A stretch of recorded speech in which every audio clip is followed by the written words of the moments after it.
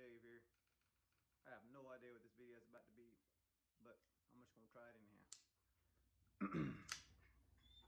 So got another sawtooth this week, full stonewash, full tie. This guy right here. So comparatively, this is full tie as well, but just to show the action, this thing is pretty ridiculously good. Pretty good. Might already have this one sold, traded, not sure. But I think I've been saying it. I guess I've got the stock prepped, and I'm gonna do it now. I'm gonna make scales for the G10 sawtooths and offer like a kit, I guess, basically to make it a full tie. The main difference, well, everything won't work, is the stock pin is slightly different in the G10 version versus the full ties. And then I had another guy, actually the same guy that this might end up going to. I'll probably send it to him and let him check it out, and then we'll work out a deal or not work out a deal either way. But he found a blade with the hardware for chump change, and he wants me to make the whole knife for him, which I thought, why the hell not? It's a challenge, right? You know what I mean? Like, sometimes you got, I don't know, I'm not as self-motivated as some other people. I like doing stuff, but I put my stuff on the back burner, and then when somebody else says, hey, can you do that for me? It kind of motivates me to, yeah, let's do that shit. Like, you know what I mean? Like, get your shit together, let's go, son. So you can see it's gonna be a rambling ass video. I apologize ahead of time. I got a bunch of shit laid out because people have asked me questions, and I either haven't had time to respond, or if I don't want to respond in video instead. So a lot of this is gonna be that. So Spartan Harsey, someone's asked me about, do I use it, do I like it, and all that stuff like that. It's broken, it's doing sweet. It's actually pretty badass knife. I haven't had S45 before, so this is the first one I got. You see, it's pretty much, for phosphor bronze, it's pretty damn good action, man. It's actually broke in pretty good. I like it a lot. But my buddy Bud asked me about it, and this is a guy that I've done dealing with for, I don't know, 8 years ago, better, something. I met him from Instagram and had a couple of deals in the past that I've done with him. He mentioned he might want it. So if he wants it, I'm gonna let him have it. Like, the guys that don't know me or never dealt with me, like, I will bend over backwards to make sure you're happy with the deal with me. Pretty much most of the time. I've not had too many issues with people in the community, and the very few that I have had issues with, I made it better than good, because that's just my nature. I mean, I ain't out to screw nobody. I don't want to make nobody get screwed. So anyhow, I don't know why I'm going into that shit. This might be Bud's, it might be mine, I don't know. But I'm really kind of digging it, man. I ain't gonna lie. It's like, traditionally, you know, I don't just throw a knife in my pocket, but these right-handed knives, you know, what's the name? Lefty EDC was talking about carrying a right-hand knife in his left-hand pocket, and cut the shit out of his hand, reaching in his pocket. So I kind of looked at it as lesson learned from somebody else. Like, don't be a dumbass. Listen to the advice that other people are giving you. So I just dropped this bitch in the pocket, like almost like a traditional pocket knife. And the way I do my left pocket, I kind of keep my wallet here, and I just slide this knife kind of beside it, and that's all I do. It stays fine with me. I've never had issues. It's not like I need a quick draw. I carry strong side, both knife, and other things. And so I'm not really worried about getting to it quick. I just wanted to have it on me. And traditionally, like we've kind of talked about, or actually, there's another thing I want to talk about. Brandon Thrasher was talking about pairings. So me personally, I always carry a big beefy knife, normally a sawtooth, or, you know, something big and heavy duty like that. And then usually a smaller knife, which I wouldn't consider Spartan Harsey like a small knife, but a smaller knife. But usually I kind of switch it up. So if I'm carrying a Tanto big bruiser knife, I usually carry like a drop point or something like that, just so I have kind of multiple different styles of knives. That's how I usually roll. Like, I didn't bring everything out here, so I can't like show you my pairings, but maybe I'll do that in another video. I'll steal that idea from Brandon. I'm gonna rip you off, dude, sorry. But I'm giving you credit, so I don't know. We'll try it, right? Going through things. I told you guys last time, actually someone said they liked this DMF. I can't remember, I think it was somebody, Dave. Dude, seriously, like I told you in the comment, I don't know if you got the comment reply or not, but if you want this thing, hit me up, man. I'll make it good. You ain't gonna suffer at all. I'll make it good if you want it. Because honestly, dude, it's not nothing that needs to stick around here. It's not up to the par of what I want to keep in my collection. I'm limited to a certain amount of them. If I could have unlimited amount, sure, I'd keep the shit out of it. What ruined me for this knife is I've had this in a custom version, so this pales in comparison to the custom version. I watched another video and the guy said this was steel. This is definitely not steel on mine. In the other video, this guy said it was 1095. This is clearly S35 on mine. Was there other versions? I don't know. Was this made in China or Taiwan or something? I don't know. If I had to guess, I would say probably not in America. The company is definitely American. Sniper Blade Works is. But if I had to guess, I'd say this knife was made overseas. Kind of went into reasons before, but I don't really see any reason to keep this sticking around in the collection. So Dave, whoever you was, if you want the knife, man, only thing I could do for contact information is Instagram. So if you can't get on Instagram, make up some bullshit or whatever else, like borrow somebody else's Instagram, find a way to contact me on Instagram if you want this knife. While we're talking about it, the LPC, which is basically the other one that I got with that from 3 Minute Knife Reviews. So shout out to 3 Minute Knife Reviews. If you ain't subbed to him, he's a cool dude. Not only is he cool, he does a lot of video both on Instagram and YouTube. It's fairly, regular turnaround, and he buys, sells, trades a lot. So if y'all are into that kind of stuff, another dude to check out. This one had a horrible grind, but I just want to show you the action first before I show you how bad the grind was. So it's nothing like it was. When I say nothing like it was, like the custom LPC is nothing like this. This is completely different than the one I had anyhow. The one I had was full tie. It was actually a thinner stock. So this one is, I'm guessing somewhere around the 200 thou. I think the one I had was like 187, so which is 3/16, and then so it's just slightly thinner blade stock. But the sides of the tie and the scale side were much thinner. It was more or less the size of a normal knife, 1/2 inch-ish or something like this. And I've not measured this one, but it just seems nice and fat. And I'll bring it up close so you guys can see it. So nice big fat, single-sided thumb stud. This one is on bearings because the other ones that DMF's on washers, which I definitely prefer, but you can tell the action on this one is definitely more like import knives. There's not too many American knives that handle like this, feel like this. It feels like a Chinese, or I think it's Taiwanese. Actually, I read on several different websites. If you guys know the difference, let me know. I read on some websites it's made in America, other websites made in Taiwan. It doesn't feel like a made in American knife. Anyhow, I'm rambling. I apologize. You can see how bad the grind was on that sucker. Like, you can tell it's beat hell up. I don't know if you can see how wide the grind is. I had to use 3 angles and kind of like convex the edge a little bit because it was such a bad job. And how high it goes up, that's not my fault. It was already that way. I had to literally put it, so I started at 17 to get as far into that blade as it was already hacked up.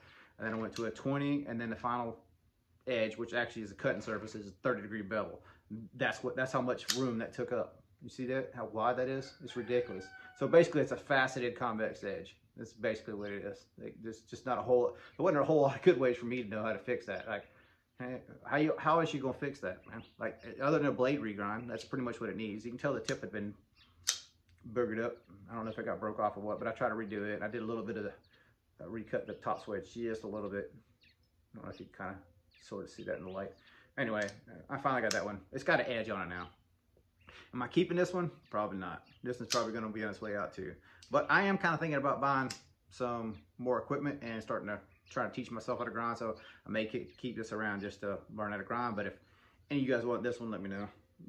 Both of those will go cheaper than what I even paid for them if you want them. I don't really give a damn about neither one of them. Not enough to keep them in my collection anyhow, I'll put it that way. I know this is random as shit. Somebody asked me about the Tough, and I can't remember when, where.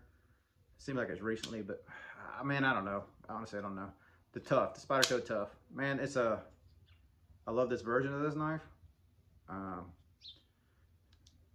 just not into this, how do I say it? I don't know, man. I'm just not into it, man. Like, I like the knife, don't get me wrong. It's cool to have in the collection. Almost never do I carry this. Almost never, man. It's beefy enough to call a beefy knife. Like, if you guys are into the thicker blade stock stuff, it's definitely thicker than a more traditional production knife. I dig that part of it. But overall, the thinness of the overall package, which most people like it thin like that, I just don't. I like it thicker. Let me get that LPC back out and I'll kind of demonstrate. So this is the Spyderco Tough, which is considered a thick knife for most people. And this is the LPC. So you can kind of sort of see there. This is more of the style I like to carry. I like the big beefy ones. It's hand size thing, you know. Rambling like a motherfucker. All right. This was just a reminder because I started seeing that some of those guys that did knife rights, they were, I don't know, gifted. I'm not sure who from, but they were gifted knife rights, knives, and this is my knife rights knife. So I just brought it out kind of like, I'm super probably never buy this knife. Although it's a great knife, I would probably never buy it. I'm just not into the Benchmade's too much anymore. But it's a fucking cool knife. And desert camo, if you didn't know, live in the desert. So I kind of thought the whole thing package kind of wrapped up nice and tight for this. The knife rights. Wish I kind of had the logo or the, you know, the print that everybody else got for the knife rights 2021 on it and that sort of thing. It kind of would have been cool. But, you know, I got the piece of paper that Lefty actually signed saying contact Ritter for whatever he wants. So, I mean, it's still just as cool for me. Actually, it's fucking cool. So I don't know what the fuck I'm rambling about, but it's just cool to see that them guys got something as a gift. I don't know who from, whether it was from Doug Ritter or Knife Rights or whoever, but you know, those guys spent a lot of time organizing it. Mad props to all those guys. They deserve way more than what I ever got. And if you didn't know, I think pretty much, there may be some new people, I don't know. I gave all but this knife away. So all the rest of the people that have those knives are kind of like, it's spread out through the community. And that's kind of what the goal of that thing was anyhow, is to spread, you know, good vibes to the community. So I just kept on spreading them. You know what I mean? Love doing shit like that anyhow, man. Honestly, I'd rather give you a knife than buy a knife or sell a knife. It's just my nature, I guess. I don't fucking know, but at the same time, I gotta feel like at a certain point, I'm taking or be taken advantage of. Like, so some people can take advantage of your generosity, and I just don't want to be that sucker. And more or less, I don't mind giving it, but I feel like my wife's the other half of that equation. It usually doesn't get that choice. She just kind of like, hey, where'd this money go? And oh, I bought this, but then I gave it away. So that's how I feel about it. So it's not like I asked her or anything like that. And honestly, she probably wouldn't give a shit. She'd probably give anybody anything too. She's just like me as far as that nature goes. But fucking rambling, you know how it is. This one I actually got for Hot Rod. So I think I've showed this knife. I know I've showed this knife before. So this is the Alpha Hunter Tactical, and she always liked the copper. This is super beefy knife, and she's not the greatest at non-flipper knives. Her things are definitely flippers. This is definitely a fuller only kind of knife, so that, you know, you have to flick it, or I guess you could thumb it, but it's really not, it's not even, yeah, see, there's no really good traction for the thumb. It's pretty much a flick only. Badass knife, man. I do like this knife a lot. It's a super cool knife. And I knew she liked the look of it, so I had a 550. Matter of fact, Stevie's got that. Shout out Stevie. Matter of fact, yeah, I brought it this just for Brandon and for Stevie, so I can remember to say what I wanted to say from you guys. But Mordax got this from Brandon, but the Farron Forge, I can't look at any Farron Forge and not think about Stevie. So shout out to you guys. If you hadn't already seen Stevie's video, go check out Stevie's video. I sent him a bunch of stuff, and that stuff's gonna go to Brandon. After that, it's basically like stuff that I didn't think that they'd seen before, and then the two knives that I got from Brandon, and I made pocket clips or modified one, made one, and then just kind of wanted them to see what I end up doing to try to fix the problems that existed on those knives. Check them out. I don't know, whatever, and just, you know, spread love through the community, I guess you'd say. I'm not no hippie, but you got what I'm saying. Like, you know, the stuff that I'm not really using and I'm not vibing on right now, you know, like, more than happy to let people like that borrow that stuff and check it out. And I'm glad that they're, or at least Stevie, because I talked to him earlier, I'm glad he's cool with he seemed really excited about seeing a lot of that stuff. And I think that's cool, man. Like, you know, there's a lot of stuff out there that I would like to see that I haven't seen. I not necessarily want to buy it, but I like to check it out. You know what I mean? Like, this is one of them. Like, I don't necessarily know that this is a keeper for me. I think it's just a cool knife to see, to check out. I didn't really know anybody that had one at the time that, you know, let me check out. And after getting that Archbishop from Knife Rights, and I gifted it to a buddy at work, I get to play with it every now and then. I like it. I wish it was like 5 times the size, and then it would really like it, but I like big shit. I can't help myself. I'm rambling, and I didn't even show you the fucking thing I meant to show you.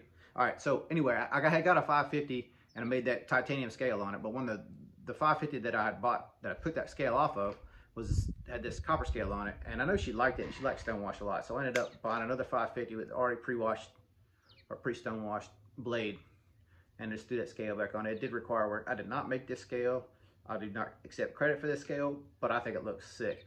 And the more that you guys get to know me, you'll realize that I'm not the most creative. In my wife and I's relationship, I always call her the designer, me the executioner, and that's pretty much exactly how it is. You figure out what you want, and I'll make it for you. I don't know if that's a machinist mentality or what. And not that I don't have creativity. I'm just, it has to spark, it has to flow the right way. Like, only certain things do that. Years ago, I used to build motorcycles, and, you know, like, some motorcycles would just pretty much build themselves. So I wouldn't have to think about it. And then I'd get cool bikes. Like I had a shovel head at one point, and I would always just stare at it and not know what the fuck to do with it. Other people can just look at it and go. Like, so it's just one of those things that either comes or goes for me. So it is what it is. I guess here real quick. This is on washers now, phosphor bronze washers. I think in that last video I said it came to me on washers, but it came to me on bearings. Now it's on washers.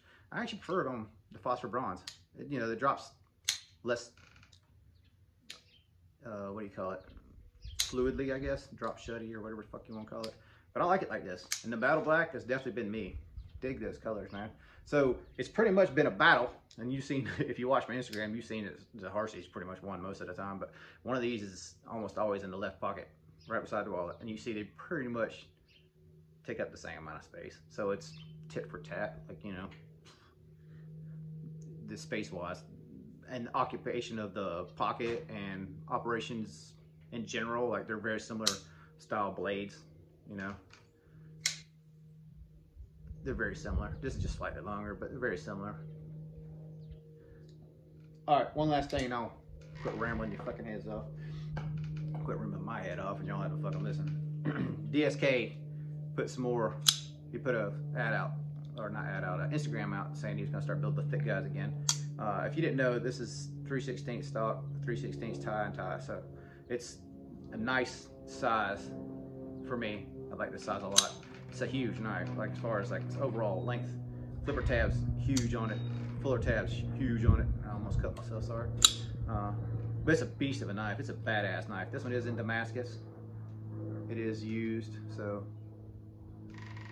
I don't baby it, even if it is Damascus. I don't give a shit. You know, would I prefer a stonewash? Probably a stonewash. This is my clip that I made for it. But anyway, Dan put out Instagram saying he's gonna make some thick ones again, some big, heavy bladed, thick bladed. So I'm assuming like 1/4 inch blade, like 200 thou sides. So I ordered a GF1 from him.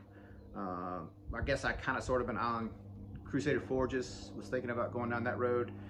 But honestly, man, I'd rather support a American, and not the Crusader Forge. I don't know what that guy's name is. Can't remember, Micah or something. I think I met him at Blade Show once. He's a cool dude, but I met Dan there too. I've talked to Dan a couple times. Way back when he first started, I talked to him, and I just didn't pull the trigger on the GF1. I always kind of wanted to. I had ordered another kickstand. It didn't work out for me because he only does Maker's Choice, and that one just wasn't my choice. So I moved it along. This one came up. I got this one, so I'm super happy with this one.